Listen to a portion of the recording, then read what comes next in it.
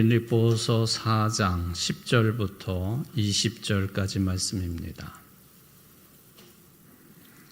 한 절씩 교독을 하겠습니다. 빌립보서 4장 10절부터 20절까지입니다. 내가 주 안에서 크게 기뻐함은 너희가 나를 생각하던 것이 이제 다시 싹이 남이니 너희가 또한 이를 위하여 생각은 하였으나 기회가 없었느니라.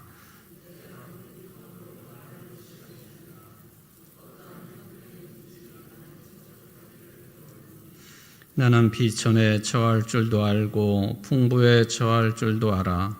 모든 일 곧 배부름과 배고픔과 풍부와 궁핍에도 처할 줄 아는 일체의 비결을 배웠노라.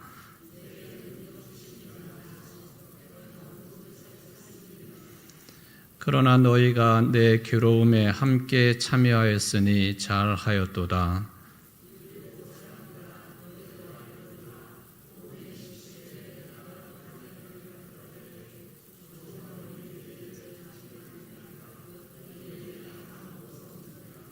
데살로니가에 있을 때에도 너희가 한 번뿐 아니라 두 번이나 나의 쓸 것을 보내었도다.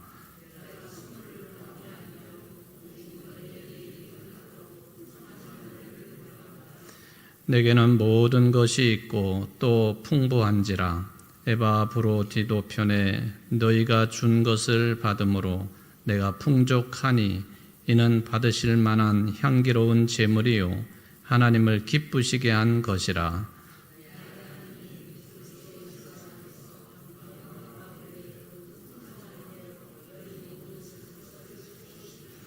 하나님 곧 우리 아버지께서 세세 무궁하도록 영광을 돌릴지어다.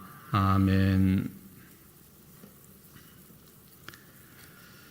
이제 빌립보서 거의 막바지 부분에 다다랐습니다. 오늘 10절부터 20절 말씀, 빌립보서 강해를 하면서 처음 이제 만나는 내용인데 몇 시간 좀 진행을 해야 될 것 같습니다.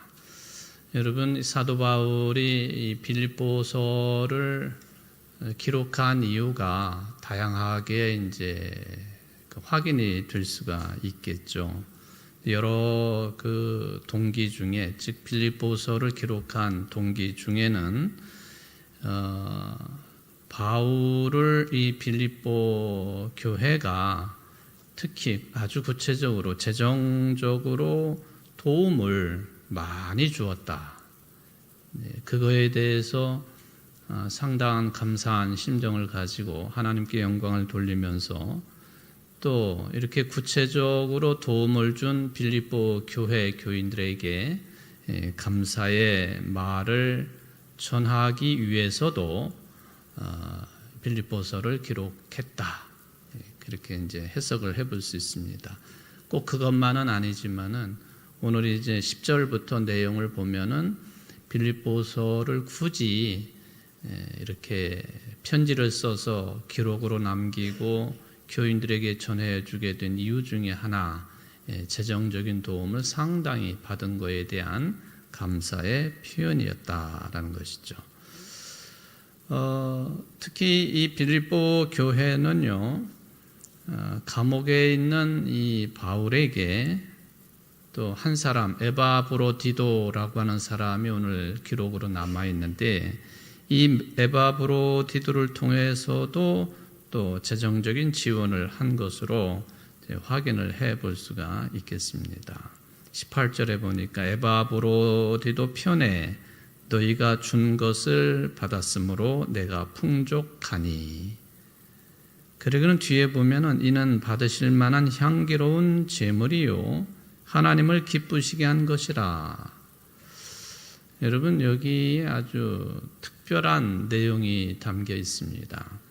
바울도 목회자인데 바울이 해석하는 바, 성도들이 이 목회자에게 뭔가를 이렇게 뭐가 됐든지 간에 건네주고 또 도움이 되게 하고 또 사랑을 베풀고 하는 것에 대해서 바울이 어떻게 해석하고 있느냐 하는 것이죠.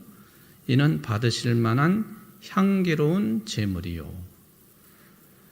향기로운 제물이라고 했습니다. 제물은 하나님께만 드리는 것이 구약 성경으로 보면은 제물의 성격인데, 바울은 그것을 하나님께 드리는 제물과 같은 성질로 여기 이제 규정을 해 놓았다 하는 것이 저는 특별하다고 생각을 합니다. 하나님 앞에 제물을 드리는 거 마땅하고 당연한 우리들의 이제 의무 중에 하나인데, 이 목회자들에게도 사랑을 베푸는 것이 그것도 제물 드림의 성격과 같은 것이라고 하는 그런 말을 남겨놓았으니까 이것도 참 귀한 의미다라고 하는 것을 생각해 볼 수가 있겠습니다.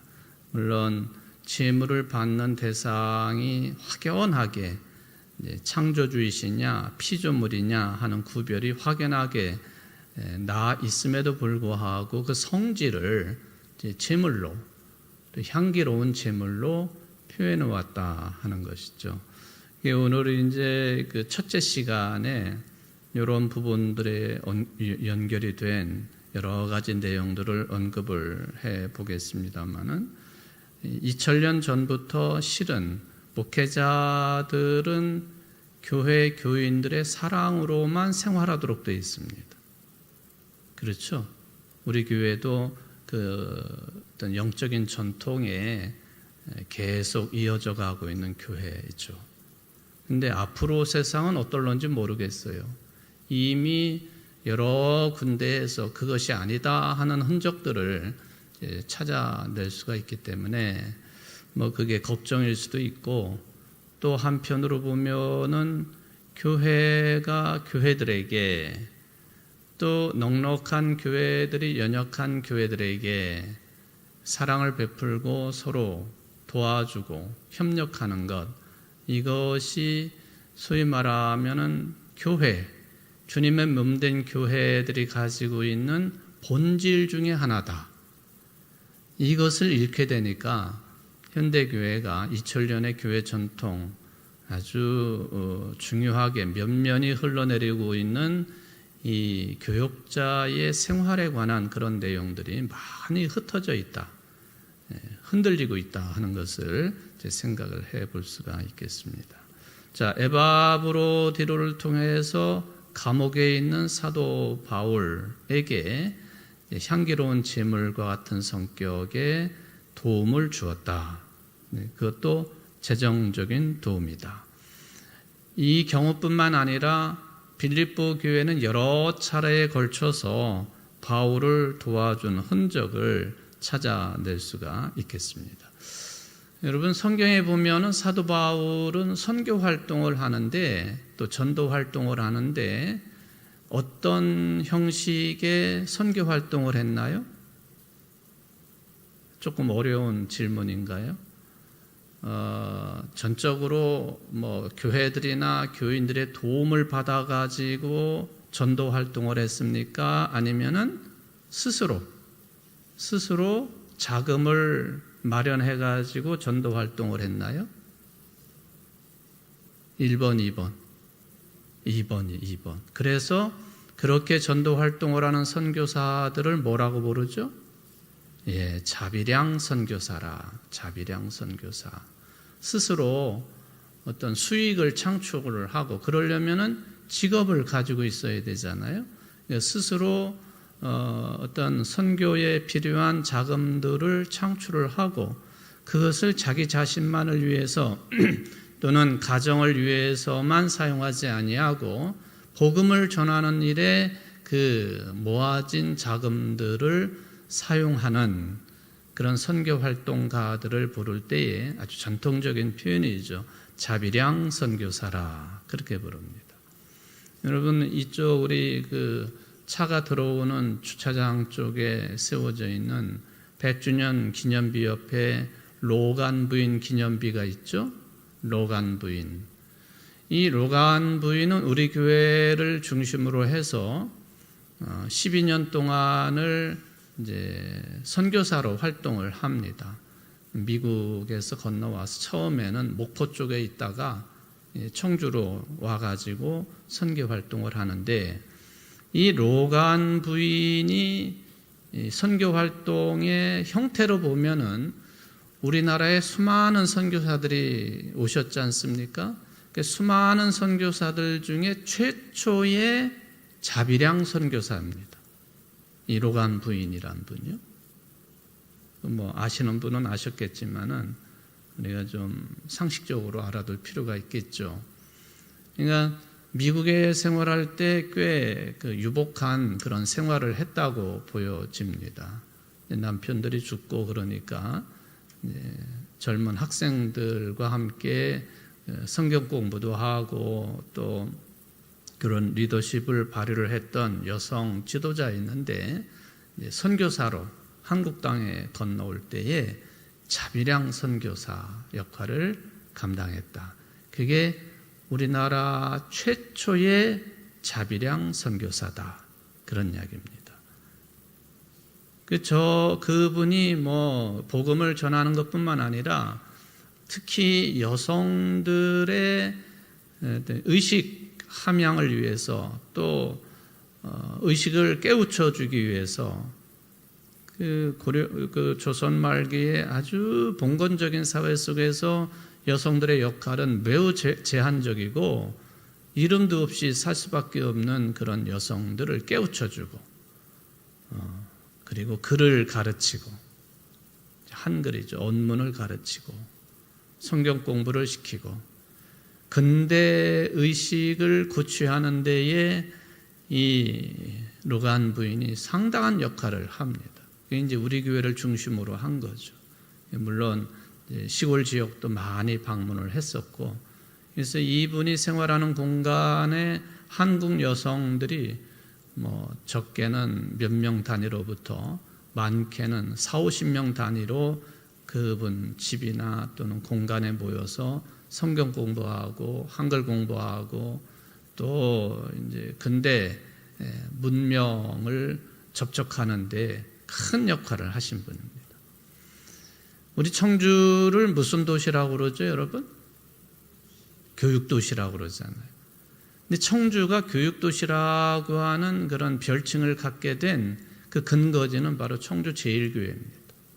지금은 이제 중앙공원으로 옮겨졌지만은 망설루가 1923년도에 우리 교회 경내로 옮겨지게 되었는데, 그 망설루를 중심으로 해서 더 활발하게 사회교육, 또 공교육, 또 뭐 당연히 성경교육도 이루어졌지만은 그런 것들이 많이 일어났죠. 물론 그 전부터 1904년도에 광남학교, 지금의 청남초등학교가 우리 교회 안에 시작되고, 또 뭐 그 외에도 수많은 중고등학교, 또 특히 이제 생활이 어려운 그런 학생들을 대상으로 한 야학이라든지 또 여학생들의 교육이라든지 심지어는 간호학교가 시작된 곳으로서 유명한 곳, 이게 이제 청주 제일교회입니다. 바로 그 역사를 거슬러 올라가면은 언제쯤부터 청주시가 이런 교육의 도시라고 하는 이름을 갖게 되었는가, 그 뿌리를 찾아 올라가 보면은 바로 청주 제일교회입니다. 우리 교인들은 그런 차원에서도 큰 자부심을 가져도 된다 하는 생각을 해보는 것이죠. 자, 사도 바울은 이 자비량 선교를 원칙으로 삼고 있었던 것은 분명합니다. 그럼에도 불구하고 빌립보 교회의 물질적인 지원, 재정적인 지원도 기꺼이 받아들였습니다.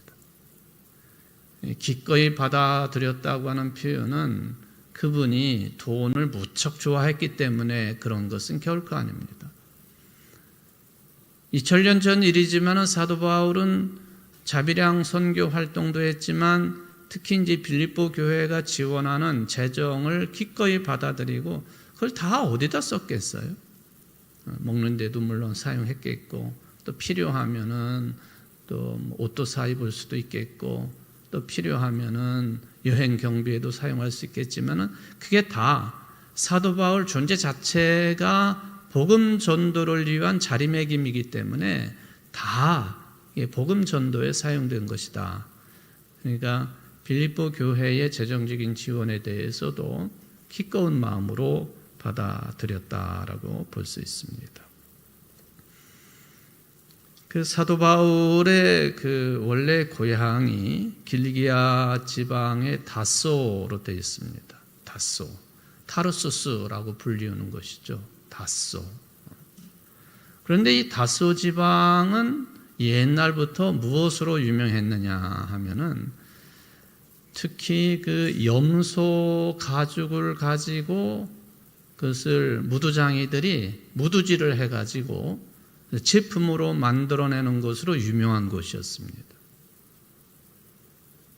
우리 한국 사람들은 그런 일에는 좀 생소한 일이겠지만은 소를 잡든지 뭐 염소나 양이나 이런 걸 잡든지 토끼도 마찬가지고요. 또 옛날 같으면은 여우를 잡든지 뭐 그러면은 그거 그렇게 뭐 다 처리를 하는데 특히 이 그 껍데기 이걸 가지고 제품을 만들지 않습니까? 지금은 많이 볼 수 없지만은 이 여성들 할머니들이 겨울에 목도리를 할 때 뭔 목도리예요? 여우 목도리. 여우 목도리 속에 살 들어있는 채로 그거를 할 수 있나요? 그러니까 속에 있는 걸 다 빼내고 그리고 그 가죽 안쪽에 붙어 있는 게 기름기거든요. 다 기름기를 어떻게든지 간에 싹 제거를 해야 돼요. 제거를 하고 그거를 이제 말리고 펴고 뭐 어느 때에는 염색도 하고 뭐 그렇게 하죠. 그 기름기를 제거하고 뭐 말리고 해가지고 가죽 제품을 만들어내는 사람들을 무두장이라고 부르잖아요. 베드로가 요바에 있는 시몬 무두장이 집에 머물러 있다가 하나님이 보여주시는 환상을 보게 되었다. 무두장이 바로 이 바울의 고향인 다소 지방이 이런 짐승을 가지고 가죽 제품을 만들어내는 것으로 옛날부터 유명한 곳입니다. 그러니까 바울도 잘 알고 있는 그런 일들이죠. 물론 바울이 무두장 일까지 했느냐 그거는 좀 다른 문제인 것 같아요. 아마도 제가 생각할 때에는 바울이 천막을 제작하는 일을 했지 않습니까? 천막. 근데 당시에 2000년 전에 천막의 재료가 무엇이었느냐라고 할 때에 바로 그런 재료를 그 염소 가죽을 무두질을 해가지고 제품을 만들어내면은 그 염소 가죽을 가지고 천막을 꿰매는 거죠. 바울은 무두질은 안 했을지 모르지만은 무두질이 맞춰진 그래서 팽팽하게 펼쳐지고 마른 염소 가죽을 가지고 꿰매서 그거를 이제 천막 만드는 일을 했다. 그건 분명한 사실입니다. 그러니까 바울의 직업이 천막 만드는 일이요 천막의 재료가 염소 가죽이라 했으니 피역 세공 기술이 있었던 사도 바울 그렇게 봐도 틀리지 않습니다. 가죽을 다루는 사람, 가죽을 다루는 사람. 우리 조선 말기 때만 해도 그런 일에 종사하는 사람들은 백정부류에 집어넣든지 아주 천민 중에 천민으로 그렇게 취급을 하지 않았습니까? 그 서울에 있는 연동교회라고 역사가 거기도 120년이 훨씬 넘은 교회죠. 예장 통합축교회인데 이 교회가 게일 선교사님이 시무를 이제 당회장으로 일을 할 때, 선교사님이 당회장으로 일을 할 때에 어떤 일이 있었느냐 하면은 바로 이런 그 가죽 제품을 만들어내는 가죽신을 만들어내는 그런 사람이 장로님으로 피택이 된 거예요. 그러니까 그 교회의 교인들 가운데 소위 말하면 지금은 그게 있을 수도 없는 일이지만 양반 계급들이 난리가 났습니다. 어떻게 저 가죽 제품을 다루는 이런 그 천민 중에 천민이 교인들을 대표하는 지도자가 될 수 있느냐 해가지고는 반발이 심했습니다. 그렇지만은 게일 선교사는 그런 반발에 대해서 조금도 개의치 아니하고 장로 피택을 하고 장로 임직을 합니다. 그래서 한 100여 명 이상 되는 사람들이 교회를 나갔어요. 나가가지고 교회를 하나 세웠습니다.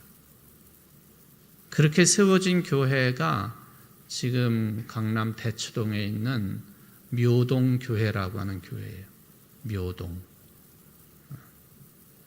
이게 묘라고 하는 한자어가 처음에 그 묘동이라고 붙일 때하고는 다르게 지금은 기묘하다 할 때 그 묘자를 붙여가지고 묘동교회로 부르고 있는데 바로 100명 넘는 양반 계층들이 빠져나와가지고 묘동교회를 세웠다가 80년대인가 이제 강남 대치동으로 강북에 있다가 이사를 갑니다.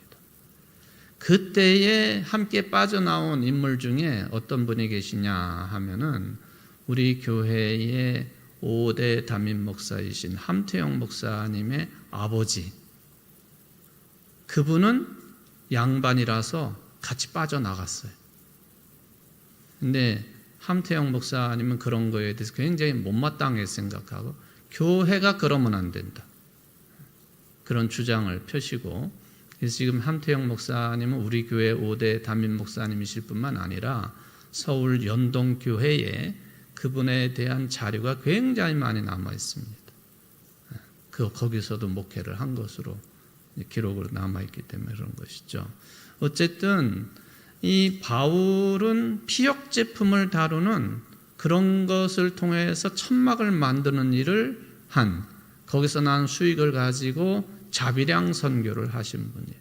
그럼 어떻게 이게 뭐 양반하고 뭐 이렇게 반상의 그 구별을 두는 건 아니지만은 아니 사도 바울이 뭐 그 학문적으로도 높은 경지에 올라간 사람이고 율법에 있어서도 전문가이고 철학도 마찬가지고 모든 사회 경험으로 보면은 상당한 수준의 위상을 가지고 있는 사람이었는데 왜 그런 가죽을 다루는 일에 뛰어들었을까? 당시에는 지금도 비슷해요. 유대인들의 부모님들의 자녀들 교육 방법이 우리하고는 전혀 달랐다는 거죠. 자기 자식들이 특히 소년들이 어떤 그 손으로 일을 하는 전문적인 직업을 가지는 것을 권장하고 그것을 좋은 것으로 여기고 몸을 움직여서 어떤 전문적인 일을 가지게 하는 것에 2000년 전에도 유대인 가정은 그것을 매우 좋게 본 그런 민족이다. 그런 이야기입니다. 여러분 예수님은 어떤 일을 하신 분이죠? 공생에 시작하시기 전에 목수였다. 목수. 근데 헬라어로 목수를 테크톤이라고 하는 용어를 사용하죠. 아마 테크톤. 테크톤이라고 하는 이 단어는요. 나무 목재만을 다루는 그런 직업이 아니고 석재도 함께 다루는 직업이에요. 그러니까 나무도 다루고 돌도 다루고. 그러니까 예수님은 제가 볼 때에는 집 한 채 정도는 너끈히 지으실 수 있는 그런 그 실력을 가지고 있었던 분이라고 저는 생각합니다. 예수님이 사시던 동네 그 부근에 그때 당시에 계획도시가 하나 세워진 곳이 있는데 그래서 많은 학자들이 예수님이 30살 이전에는 그 아버지가 일찍 돌아가시고 했으니까 어머니를 이렇게 공양도 해야 되고 또 동생들도 여럿이 있었으니까 장남으로서 책임감을 가지고 집안 살림을 책임졌을 것이다. 그러니까 목수일, 나무도 다루고 돌도 다루면서 집도 짓고 가구도 만들고 뭐 문짝도 짜고 책상도 만들고 의자도 만들고 뭐 닭장도 만들고 뭐 이런 거죠. 근데 그 계획도시가 세워졌을 때에 거기에 가셔서도 많은 일을 하셨을 것이다 라고 판단하는 학자들이 있습니다. 그러니까 예수님은 그 서양 그 성화 중에 예수님을 그냥 뭐 예쁜 얼굴로, 그리고 아주 여리여리한 분으로, 그리고 깨끗한 옷만 입고 다니시는 분으로 그렇게 보통 그려놓는 게 일반적이지만은 사실은 굉장히 힘도 세시고 또 근육도 울근불근 하시고 뭐 그런 분으로 봐야 됩니다.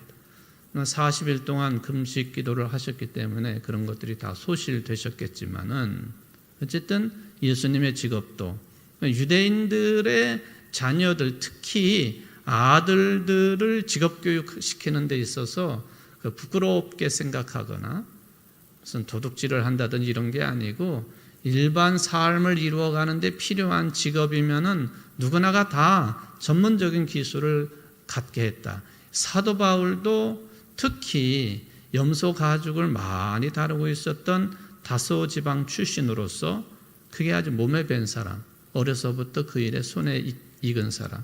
그러니까 고린도 가가지고 아굴라 브리스길라 부부와 함께 같은 직업을 가지고 천막을, 짐승 가죽을 가지고 만들어서 그걸 판매하고 그 수익금으로 복음을 전한 인물이다. 그렇게 이제 우리가 생각을 해볼 수가 있는 것이죠. 그럼에도 불구하고 빌립보 교회의 재정적인 지원을 기꺼운 마음으로 받아들였다.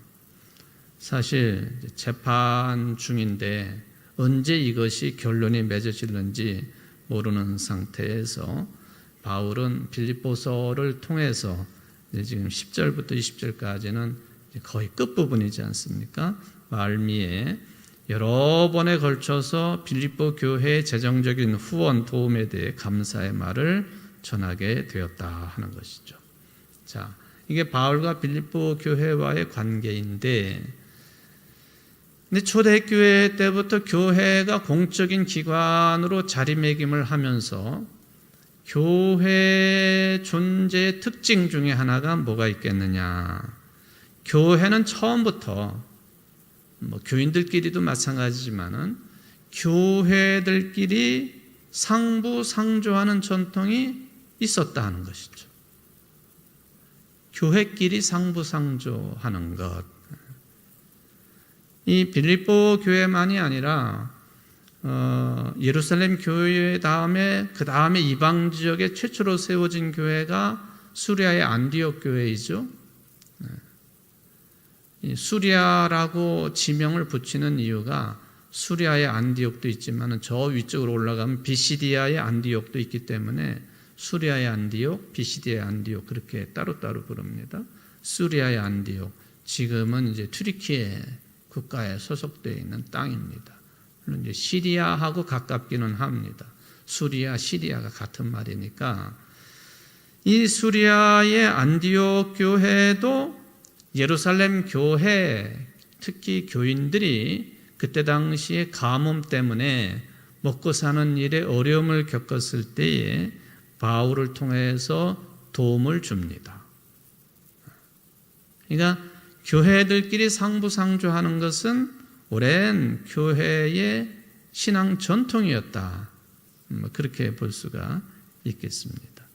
이것은 무슨 도덕적으로 가난하고 어렵기 때문에 윤리 도덕적인 차원에서 그게 바알로가 돼가지고 그렇게 도울 수도 있겠지만은 교회끼리 상부상조하는 것은 제가 처음에도 언급한 것처럼 그게 교회의 본질 중에 하나였습니다.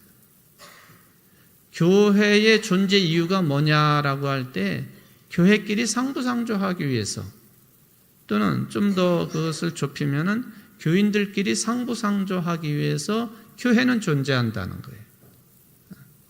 물론 교회가 복음을 전하고 말씀을 전하고 또 성찬을 베풀고 권징을 시행하고 뭐 이런 것들이 개혁교회의 3대 지표라고 그렇게 불리고 있기 때문에 교회는 무엇하는 것입니까? 교회는 말씀을 선포하는 것이고 말씀이 들려지는 것입니다. 교회는 주님의 몸과 피인 성찬을 베풀고 나누는 것입니다. 교회는 잘한 일은 권장하고 잘못된 일은 징계하는 이 권징이 베풀어지는 것입니다. 이게 이제 그 종교개혁 정신을 이어받은 개혁교회는 이 세 가지를 반드시 해야 된다 해가지고 교회 3대 지표라고 부르죠. 근데 교회는 그것만 하는 것은 아니지요. 그것은 교회의 교회다움을 위해서 가장 핵심적인 일이라고 한다면 예루살렘 교회가 성도들 간에 서로 도움을 주고 받고 하는 이 문제 때문에 헬라파하고 히브리파 여성들 사이에 좀 갈등이 있지 않았습니까? 돕고 도움을 주는 것, 도움을 받는 것, 이 교회의 본질의 하나에 속한다는 것이죠. 넘어서서 교회끼리도 필요하면 서로 상부상조해야 된다. 그러니까 이것은 교회의 본질에 속하는 일이다. 그냥 도덕적으로 윤리적으로 인간 대 인간의 어떤 생각을 가지고 하는 일을 넘어서는 차원이다라는 그 말씀이 되겠습니다. 그리스도의 몸이라고 하는 것이 교회이기 때문에 그 점에 있어서 교회 상호 간에 서로 돕는 일은 교회의 교회다움을 세우고 살리는 일에 아주 중요한 부분이다. 만약에 같이 예수님을 믿는다고 하면서도 그 주변에 어려운 사람들을 모른 채 한다든지 나 몰라라 한다든지 또는 교회도 마찬가지예요.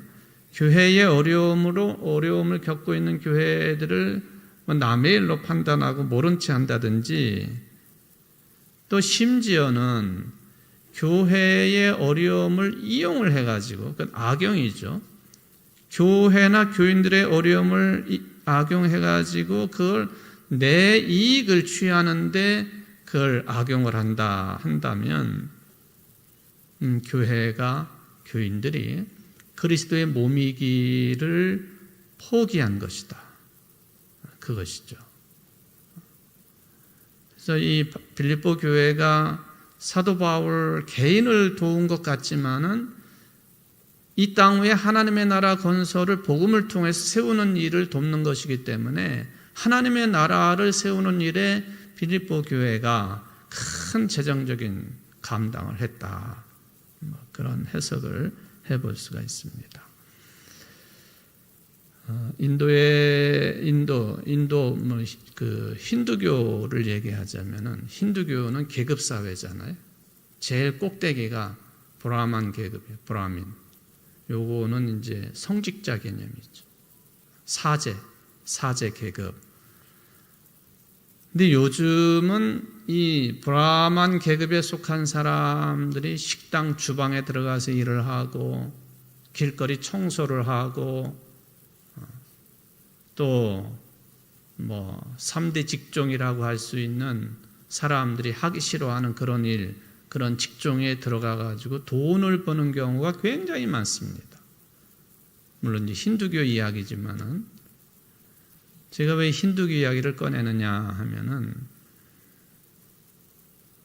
요즘에 그 힘들고 어려운 교회의 목회자들은 이중직 생활을 합니다.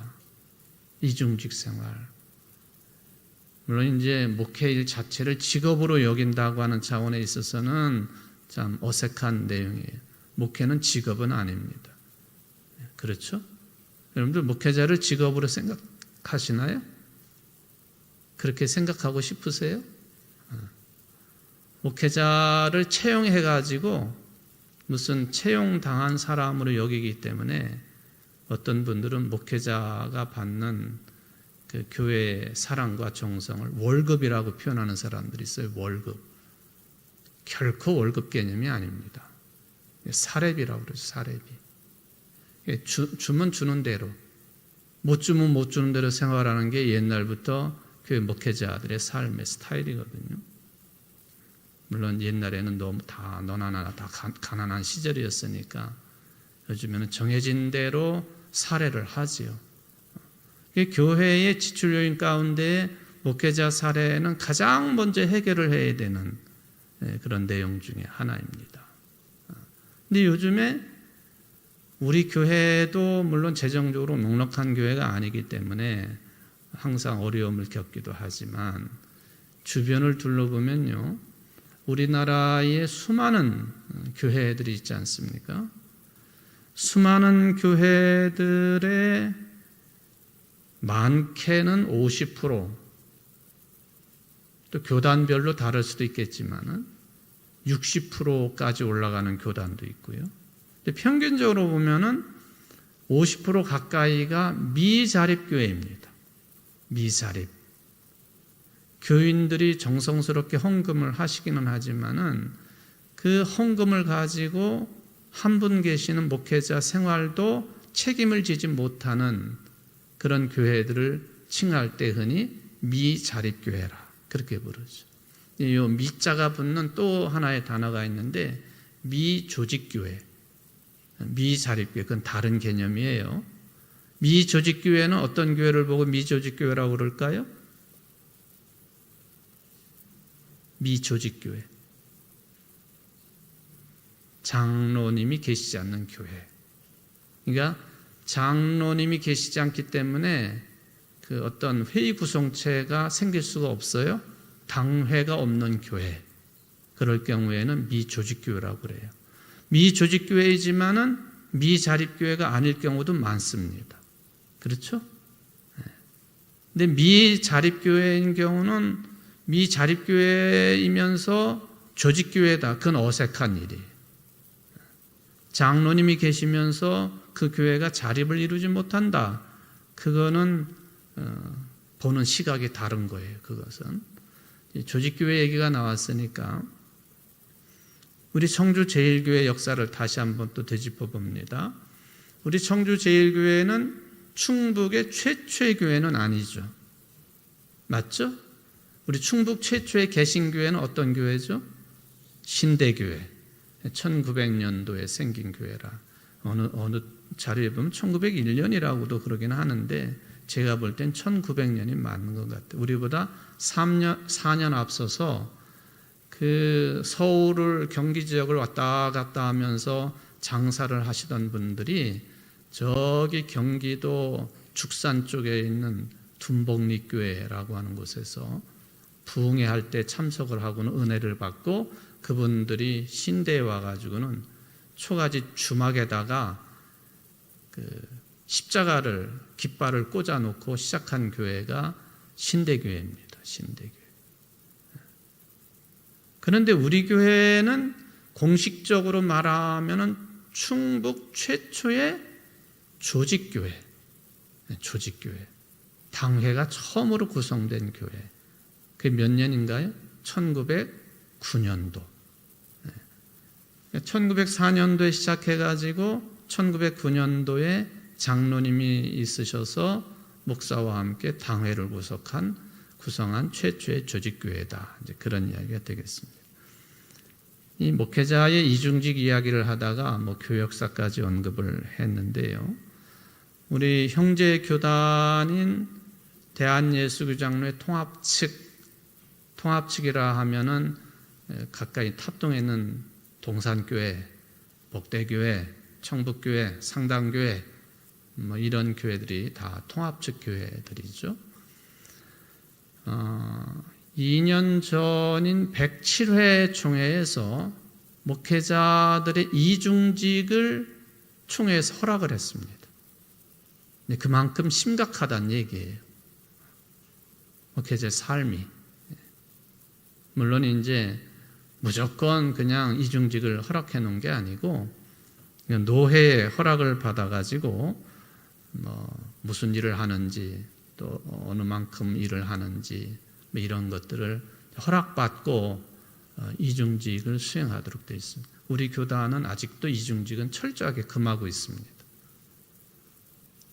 여러분들 지금은 이제 병환이 깊으셔가지고 청주에 안 계시고 서울 이제 병원에 계시지만은 방서교회 서정래 목사님이라고 기억하시죠? 방서교회 목회도 하시고 또 어떤 일도 하셨죠? 세광중학교 교목도 하셨어요. 그래가지고 매번 그 이중직이라고 하는 소리를 계속 들으셨잖아요. 그래도 끝끝내 그 직을 수행하시고 그 은퇴를 하셨는데 2003년도 제가 부임하는 해에 은퇴를 하신 거예요. 지금 이제 의식이 없는 상태로 지금 병환이 깊으세요. 그분 말씀을 드리니까 또 한 분이 생각이 나네. 오함교회 엄기현 목사님, 원로 목사님 계시잖아요. 제가 엊그제 들었는데 지난 주일날 백수 예배를 드리셨대요. 요양원에 들어가 계시는데 휠체어 타고 나오셔서 오함교회 장로님들, 교육자들이랑 같이 이제 예배를 드렸다. 참 장수하시는 분이죠. 어쨌든 이 이중직에 관한 문제, 통합 측에서는 백주례 총회에서 이중직을 허용을 합니다. 그런데 장로교단 말고 감리교단에서는 이미 2016년도에 지금부터 10여 년 전에 이중직을 허락을 했습니다. 여기도 마찬가지예요. 우리는 노회라고 부르지만 거기는 연회라고 부르는 소속연회에다가 어떤 직업을 이중으로 가지게 되는지, 근무하는 곳은 어딘지, 또 근무 시간은 어느 정도 해야 되는지 이런 것들을 다 보고하고 허락을 받은 다음에 이중직을 수행하도록 그렇게 조처를 취하고 있죠.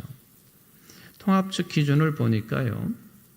농어촌 교회는 1년 예산이 2천만 원 이하일 때, 또 중소도시일 경우에는 1년 예산이 2,500만 원 이하일 때, 대도시일 경우에는 1년 예산이 3천만 원 이하일 때에, 그리고 당회가 조직되어 있지 않고 스스로 자립이 안 되는 경우를 미자립교회, 그 미자립교회 목회자에 한해서만 이중직을 허락한다. 이렇게 이제 구체화해가지고 만들어 놓았습니다.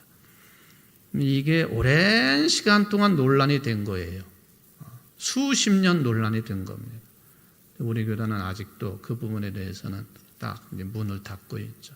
저는 개인적으로 문을 닫고 있는 게 맞는 거라고 저는 생각을 해요. 물론 현실적인 생활을 생각하면은 뭐 어려움을 모르는 사람이 하는 소리라고 할 수도 있겠지만은 성서의 정신이 뭘까를 생각해 볼 때에는 그래야 된다. 그리고 이제 앞으로 활발하게 그런 일들이 벌어지겠지만은 교회끼리 통합 작업을 많이 해야 돼요. 시골에 80 넘은 노인분들 5명 나와서 예배를 드리시는데 목사를 모시고 계세요? 어떻게 하겠어요, 그거? 예, 가까운 교회끼리 통합을 하라면 죽어도 안 해, 죽어도. 우리가 다 죽은 다음에 하라고. 우리가 다 죽은 다음에 하라고. 일단 현대교회의 문제이기는 합니다. 지금 이 교회 간의 상부상조, 교인들 간의 상부상조, 그런 내용이 있기 때문에 또 부수적인 말씀들을 드렸는데, 이 상부상조하는 이 모습은 뭐라고 부르느냐 하면 교회의 본질이다. 본질. 교회가 반드시 수행해야 되는 내용이다 하는 것이죠. 우리 그 내용만 따라해보고 마치겠습니다. 상부상조는 따라해보세요. 상부상조는 교회의 본질이다. 꼭 해야 되는 일이다. 기도하십시다. 사랑의 하나님 아버지, 오늘 이 더운 계절을 보내고 있는데 오늘도 굉장히 더웠습니다. 이 저녁 시간에 저희들을 은혜 가운데 부르셔서 수요 예배로 빌립보서 4장 10절 이하의 말씀을 상고해 보았습니다. 바울이 빌립보 교회의 재정적인 도움을 받고 감옥에 있으면서도 교인들에게 편지를 통해서 감사를 표하고 있습니다. 상부상조하는 일은 교인들 간에, 교회들 간에 교회 본질에 속하는 일이라 주님께서 원하시는 일이고, 우리 교회들이 이 일을 하지 않는다고 하는 것은 교회의 길을 포기하는 것이고 또 그리스도인의 길을 포기하는 것임을 저희들 늘 깨닫게 하여 주시고, 어느 때나 어느 곳에서나 우리의 사랑과 도움이 필요한 신앙 공동체나 개인이 있으면 먼저 기도하게 하시고, 또 가능한 대로 우리 모두 다가 돕고 또 도와주고 하나님의 영광을 드러내게 부족함이 없는 우리 모두가 될 수 있도록 도와주옵소서. 그렇게 함으로 감사가 더 차고 넘치게 하시고 또 신앙의 기쁨이 더 차고 넘칠 수 있도록 축복도 허락하여 주옵소서. 예수님의 이름으로 간절히 기도합나이다. 아멘.